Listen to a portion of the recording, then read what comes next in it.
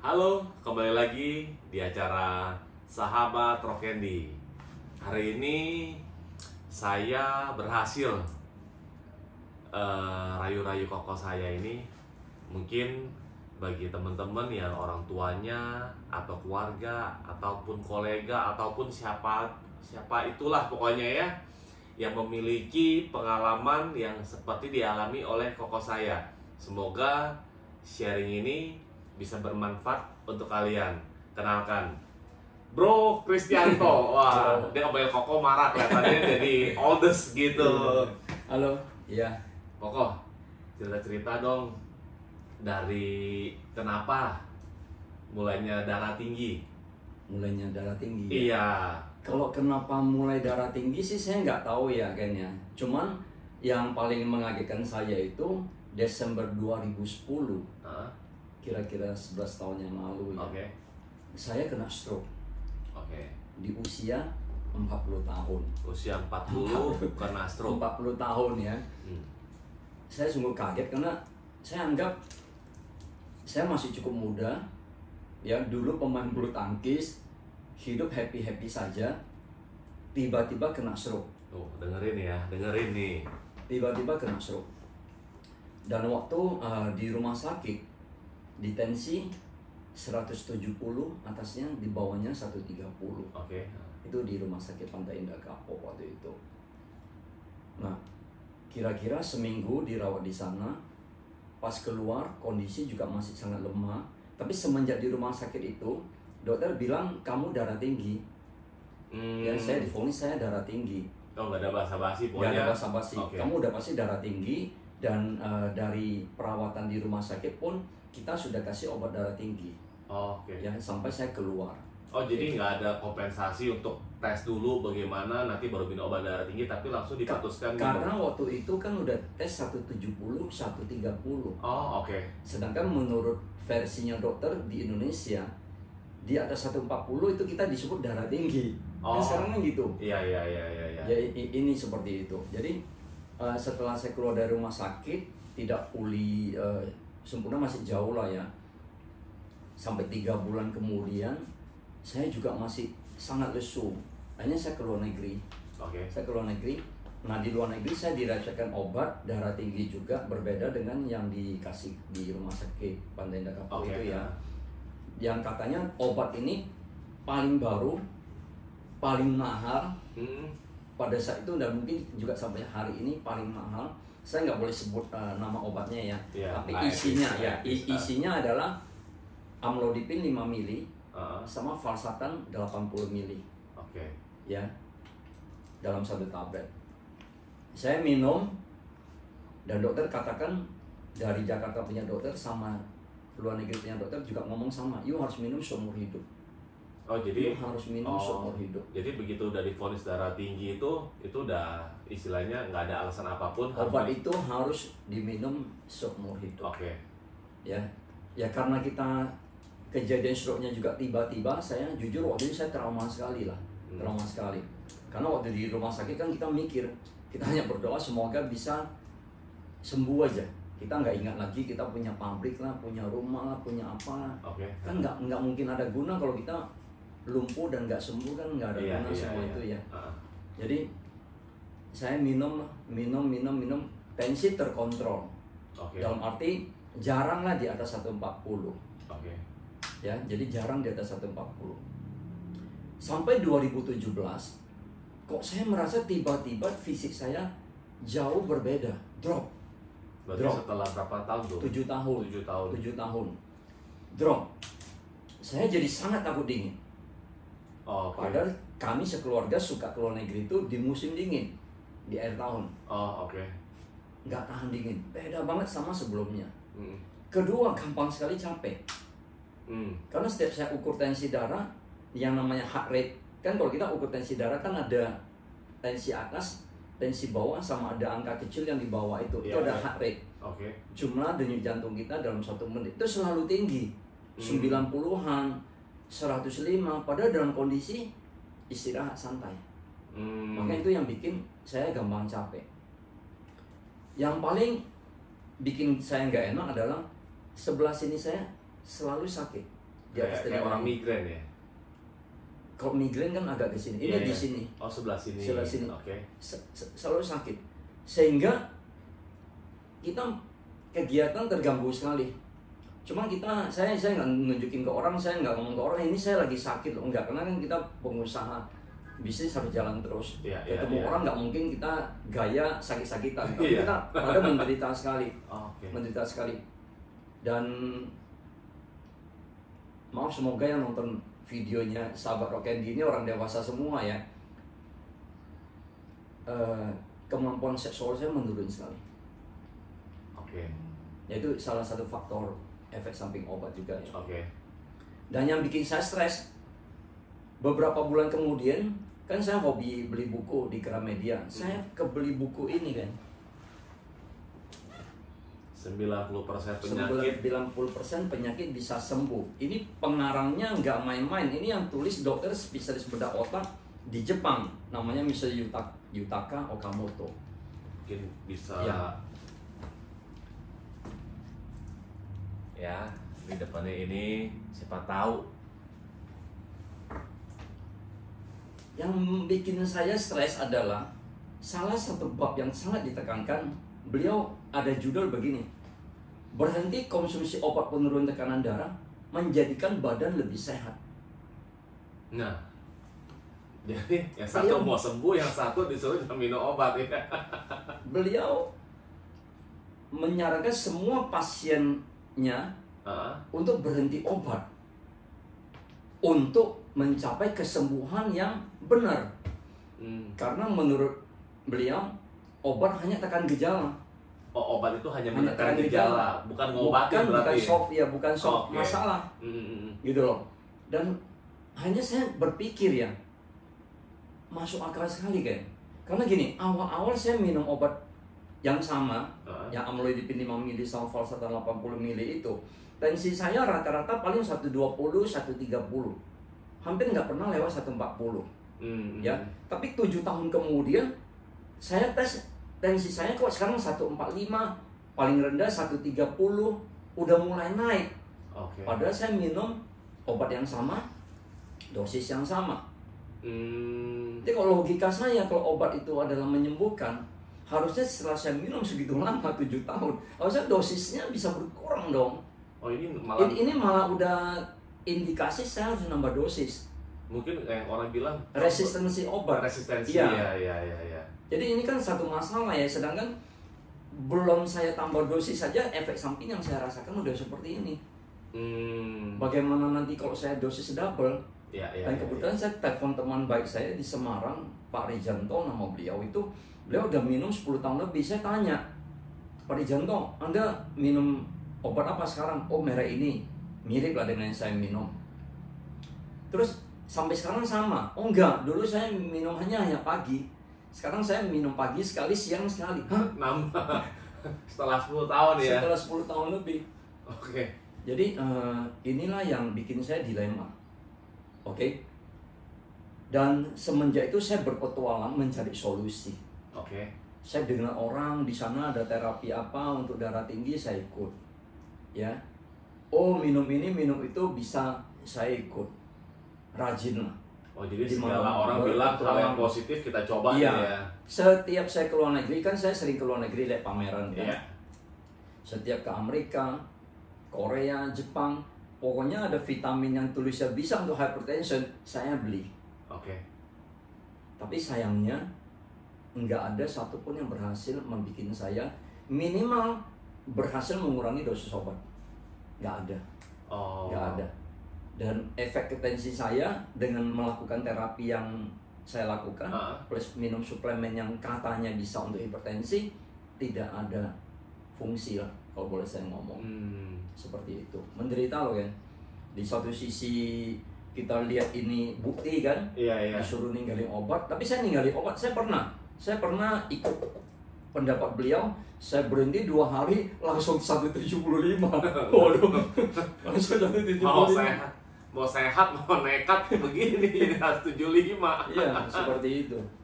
Wah, berarti benar-benar dilema ya. Iya. Dan terus yang di luar negeri ini kan terakhir kan saya juga suka cerita sama orang. orang kok minum obat pada malah nggak sembuh-sembuh ya, malah benar yang tadi kata Koko kan, yang ada terjadi resistensi, dosis pasti tambah. Nah saya dengar kan yang terakhir Koko juga udah berhasil pas nih ke Eropa. Pas Eropa. Ya, pas jalan-jalan ke Eropa itu di Swiss, saya kembalilah seperti biasa mencari-cari vitaminnya. Waktu di London juga udah beli, di Paris juga udah beli. Terakhir kita ke Swiss sebelum balik ke Indonesia, saya beli. Yang membuat saya tertarik waktu itu mau coba lagi. Sebenarnya jujur aku udah agak frustasi lah. Ini memang udah pasrah harus minum obat seumur hidup. Oh ini apa adanya ya? Udah inilah. Hanya ya tapi kita udah kesana kan. Kita coba aja. Nggak ada satu harapan yang besar lah, jujur lah. Karena udah lebih kurang ada 50 macam suplemen yang sudah pernah minum dari bermacam negara ya. Nah yang saya tertarik waktu itu ini kayak Candy juga udah tahu lah ya, karena saya pernah cerita. Saya berani coba karena gambarnya bawang hitam. Dan sebelum ini saya udah pernah minum di Indonesia, teman saya kasih yang masih bentuk bawang. Bikin sendiri lah ya. Saya udah pernah minum. Yang di Korea sama Jepang saya juga udah pernah minum vitamin kapsul bawang hitam, tapi dia bubuk. Sehari minum 6. Waktu saya di Swiss saya tanya, apa beda dengan yang saya pernah minum? Kebetulan di toko itu juga ada jual yang kapsul. Jadi selain merek ini ada merek-merek lain. Dia ngomong ini ekstraksi bawang hitam, bukan black garlic powder, bukan bubuk bawang hitam. Jadi ekstraksinya. Yang dimaksud ekstraksi kalau di Eropa adalah hanya bahan yang benar-benar berfungsi. Sudah terbukti berfungsi, diambil, itu namanya ekstraksi. Kalau bubuk beda loh. Tapi kalau Indonesia kan kalau udah bukan bentuk bawang, nah mereka ngomong ini ekstrak bawang hitam, padahal nggak seperti itu. Jadi zat yang terbaiknya dalam itu yang sudah dianalisa, terbukti berguna untuk kesehatan, itu diambil, itu baru namanya ekstrak. Dan hebatnya satu kapsul kecil itu dia bikin dari ekstraksi satu bonggol utuh bawang hitam. Dengan segala macam kelebihan. Nah waktu itu saya cuma dengan sepintas saja lah. Bawang hitam itu kan dibikin dari bawang putih yang difermentasi. Dia ngomong ini adalah dari bawang putih Argentina yang terbaik di dunia lah. Terus difermentasinya di Jepang yang kita tahu memang pakar fermentasi lah ya. Nah terus baru dikirim kembali ke Swiss, dibikin ekstraksi dalam bentuk satu kapsul. Jadi ini plus vitamin B bla bla bla bla bla. Ya udah aku hanya beli iseng aja lah 5 kotak. Di Eropa pun nggak berani minum dulu karena kan lagi jalan-jalan. Baru pulang ke Indonesia saya minum sesuai anjuran, bangun pagi perut kosong minum. Vitamin Swiss ini setelah sarapan baru minum obat lagi. Karena beliau ngomong yang di toko itu Anda sudah 9 tahun lebih, hampir 10 tahun terikat dengan obat. Nggak mungkin kamu bisa lepasin dia begitu aja, karena pembuluh darah kamu sudah dikontrol obat selama hampir 10 tahun, besar kecil. Pas makan obat dia besar, makanya tensi turun. Reaksi obat selesai dia mengecil lagi, makanya besok kamu harus makan lagi. Ini udah hampir 10 tahun, nggak mungkin kamu bisa lepas tiba-tiba, nggak bisa. Jadi saya ikutin cara dia, konsumsi berbareng dengan obat dulu. Nah, beberapa saat kemudian, nggak sampai sebulan, tensi saya tiba-tiba drop. Waktu saya rasa kok saya pusing, pas saya tes 105, drop sekali. Kalau Candy tadi ingat, setahun terakhir saya makan obat itu udah 140, 145 loh, dengan obat loh. Dengan obat. Jadi hanya saya potong obat saya setengah. Dipotong setengah. Jarak sekitar 2 minggu kemudian saya berani nekat, saya lepas. Sama sekali tidak makan obat. Karena tensi saya juga nggak lebih tinggi daripada seperti saya makan obat. Seperti itu.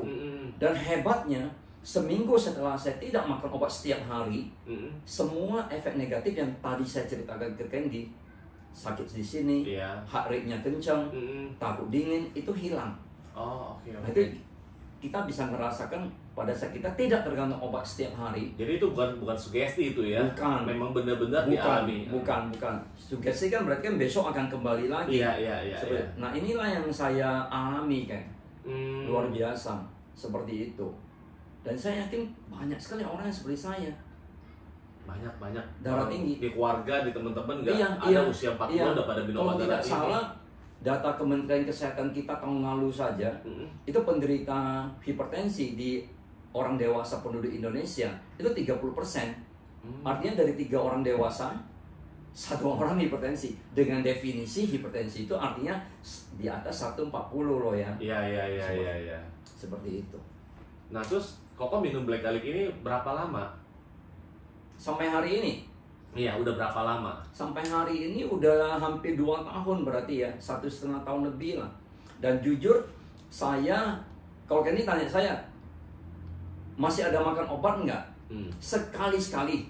Kalau dulu 1 tahun kan 365 butir. Iya, iya. Sekarang saya setahun mungkin nggak sampai 10 butir. Kapan saya minum?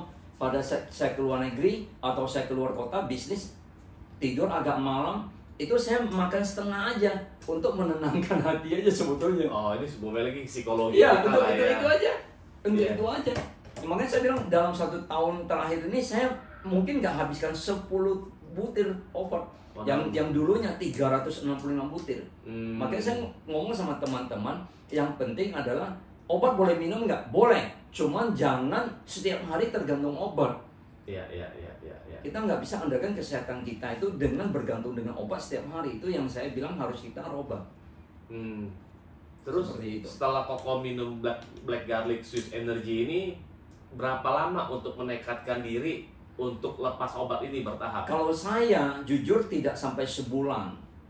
Oh, jujur lah sampai sebulan. Tapi ingat ya, jangan jadikan pengalaman saya sebagai patokan untuk semua orang. Iya. Karena gini, pada saat saya di Swiss saya dikasih tahu ya, paling penting kamu rubah pola hidup yang masih bisa kamu perbaiki. Okay. Itu utamanya dia bilang. Iya. Ini pasti bantu kamu, boosternya. Iya. Oke, jadi waktu itu saya nggak pernah tidur malam. Saya tiap hari olahraga. Iya. Ya artinya saya tiap hari berkeringat. Saya selalu sering-sering nonton sesuatu yang lucu. Oke. Gitu loh. Pertahankan itu karena itu yang utamanya dulu. Jadi kalau Anda bisa seperti saya merubah semua yang kurang baik menjadi baik plus ini, saya yakin Anda juga pasti bisa lepas. Iya. Seperti itu. Nah, jadi kuncinya sih mesti percaya diri, mau sehat, mau happy ya. Iya. Jadi kembali lagi Black Garlic itu bukan sesuatu obat dewa ya. Jadi istilahnya booster kita, support kita lah untuk memang menggantikan yang barang-barang kimia ini kali ya, Iya. Koko ya. Cuma yang lucunya gini, ada satu yang saya agak surprise ya. Iya. Waktu di Eropa, yang saya tanya tentang produk ini, dia ngomong gini, perusahaan yang terbitkan ini, kan, dia berani garansi loh. Kalau di Eropa kan ngomong garansi kan nggak main-main ya, nggak bisa asal ngomong, beda lah ya. Jadi apalagi di Swiss, kita tahu Swiss di seluruh Eropa, saya termasuk yang paling dipercaya lah di bidang medis ya. Jadi bilang ngomong gini, perusahaan menjamin untuk Anda yang sudah makan obat setiap hari, yaitu darah tinggi, kencing manis, kolesterol tinggi, sama pengencer darah, digaransi hasil paling jelek, kamu bisa turunin dosis obat setengah. Hasil paling jelek. Karena kan dia nggak tahu kamu berhasil merubah pola hidup kamu seperti apa. Iya. Setekad apa. Kalau saya kan benar-benar fokus. Oh, jadi ini ngomong orang yang bandel deh ya. Iya, ibaratnya kamu nggak biasa-biasa aja lah. Sampai berani dibilang kamu hasil terjelek adalah berhasil mengurangi obat setengah. Dan dia ngomong sama saya, mengurangi obat setengah, jangan anggap remeh loh. Ini berarti mengurangi efek samping obat sebesar 50%. Oke. Ya kan? Contoh. Tadinya kita tiap hari minum 1. Iya. Sekarang menjadi setengah. Iya. Berarti kan setahun bukan 365 butir lagi dong. Iya. Ya kan jadi 180-an. Itu kan udah luar biasa. Iya, setuju. Mengurangi efek samping dari itu. Iya. Dan saya memang jujur berharap, karena gini, selama saya kena darah tinggi, minum obat segitu lama, kita hidup itu nggak nyaman banget. Ya, saya punya satu teman dokter baik banget ya. Kalau saya sebutkan namanya pasti dikenal seluruh Indonesia, tapi saya nggak boleh lah ya. Beliau sudah minum obat darah tinggi 20 tahun. Dokter ya. Dan dia cerita sama saya, Chris, dokter rata-rata darah tinggi dia. Dokter rata-rata darah tinggi karena istirahatnya nggak cukup, terutama yang top ya, istirahatnya nggak cukup, makan sembarangan ya, gitu-gitulah. Jadi, nah sebagian sebetulnya nggak berani makan obat darah tinggi. Ya, cuman yang ini teman saya dia minum dosis paling rendah. Tapi dia ngomong sama saya, setiap pagi saya minum ini, saya tahu saya minum racun. Sebenarnya menyadari, cuma kembali lagi psikologi jadi. Iya, dan tidak ada pilihan. Kayak saya kan waktu itu berhenti 2 hari langsung jadi 175 kan. Siapa yang berani kan seperti itu. Mungkin ada apa sebelum video ini terakhir, ada teman atau kerabat mungkin yang di luar konteks darah tinggi, kurang lebih aja yang mungkin ya beda topik daripada darah tinggi, yang dari Black Garlic ini bisa support apa? Oke, saya cerita anak saya. Ya, anak saya dulunya umur 20 tahun ya, dulunya setiap 2-3 bulan pasti langganan ke dokter. Batuk pilek lah, radang tenggorokan lah, seperti itu. Ya kan? Karena diceritakan ini juga untuk imun tubuh sangat bagus. Semenjak saya kasih 1 hari 1, karena beliau kan tidak ada masalah. Saya kan nggak ada masalah, sehari cukup 1. Itu setelah minum 2 bulan nggak pernah lagi kejadian seperti itu. Itu yang saya langsung ya. Mertua saya diabetes udah belasan tahun. Lesu sekali kondisinya. Sekarang jauh lebih segar setelah minum itu. Kalau darah kental udah banyak lah. Karena waktu itu saya beli lagi di Thailand juga, sekarang bisa dibeli. Sebelumnya saya juga beli di Thailand. Itu saya kasih yang darah kental, yang udah makan pengencer darah, itu cepat sekali hasilnya. Sangat cepat sekali. Kalau dari Swiss sih hanya pesan, Anda yang sudah makan obat, terutama hipertensi, kencing manis, kolesterol tinggi sama pengencer darah, ini benar-benar bisa bantu. Ini benar-benar bisa bantu. Seperti itu. Nah, jadi bagi teman-teman yang mau temennya, saudaranya, keluarganya atau siapapun itu yang pengen mengikuti jejak koko saya, ayo positif. 3 hal yang tadi: olahraga, happy, tidur jangan malam-malam, jangan begadang terus, duit nggak ada habisnya kalau dikejar. Sama kalau memang mau nih, jangan lupa saya comot ini tuh, ini faktor pendukungnya. Semoga sharing tentang darah tinggi dari koko saya Kristianto dapat membantu yang seperti tadi dibilang 30% masyarakat Indonesia ini mengalami hal seperti ini. Oke, salam sehat selalu untuk kita semua. Thank you Koko. Thank you.